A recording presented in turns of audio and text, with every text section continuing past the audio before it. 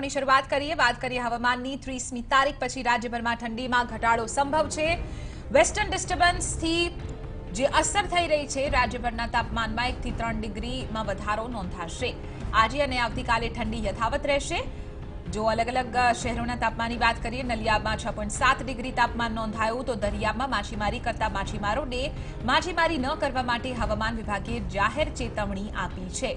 દક્ષિણ ગુજરાત કોસ્ટમાં 35 થી 40 કિલોમીટરની ઝડપે પવન ફૂંકાઈ શકે તેવી આગાહી વ્યક્ત કરવામાં આવી છે। આજ મુદ્દે વધુ જાણકારી મેળવીશું ટીવી 9ના સંવાદદાતા પ્રતીક જાદવ પાસેથી। પ્રતીક, રાજ્યભરમાં ઠંડીનો માહોલ બરાબરનો જામ્યો છે અને તેમાં આગામી 2 દિવસમાં કોઈ પણ અહીં કહી શકાય કે તાપમાનમાં ઘટાડો નહીં જોવા મળે, શું કહ્યું છે હવામાન વિભાગે?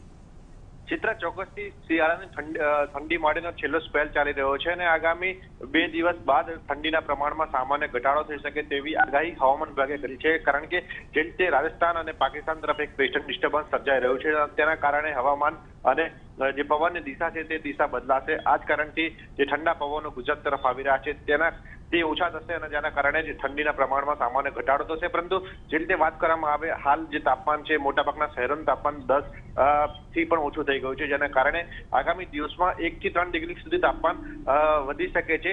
પરંતુ જો કે વાત કરવામાં આવે તો હાલ અમદાવાદમાં 8.6 ડિગ્રી તાપમાન નોંધાયું છે, જેમાં 1-2 ડિગ્રી જો વધારો થાય તો પણ ઠંડી છે સામાન્ય રહી શકે છે। એટલે કહી શકાય કે 2 દિવસ દરમિયાન જે તાપમાનમાં ઘટાડો થશે તે સામાન્ય નહીં રહે। એટલે ઠંડી આગામી 1 અઠવાડિયા દરમિયાન શહેરીજનોને લાગશે અને આ છેલ્લો સ્પેલ હોવાના કારણે આગામી 15 દિવસ બાદ જે ઠંડી છે તે સામાન્ય થઈ જાય તેવું હવામાન વિભાગ માની રહ્યા છે। સાથે જ આગામી 24 કલાક દરમિયાન દક્ષિણ ગુજરાતના જે પણ માછીમારો છે તેમને દરિયો ન ખેડવા માટે ચેતવણી આપવામાં આવી છે। કારણ કે એક ઠંડા પવનો ફૂંકાઈ શકે છે, 45 થી 50 કિલોમીટર સુધીની ઝડપે પવન ફૂંકાશે, જેના કારણે માછીમારો જો માછીમારી કરવા જાય તો તેમને નુકસાન થઈ શકે છે। આ જ કારણથી 24 કલાક દરમિયાન માછીમારી ન કરવા માટે સૂચના આપવામાં આવી છે। બિલકુલ, આભાર પ્રતીક, સમગ્ર મામલે જાણકારી આપવા બદલ।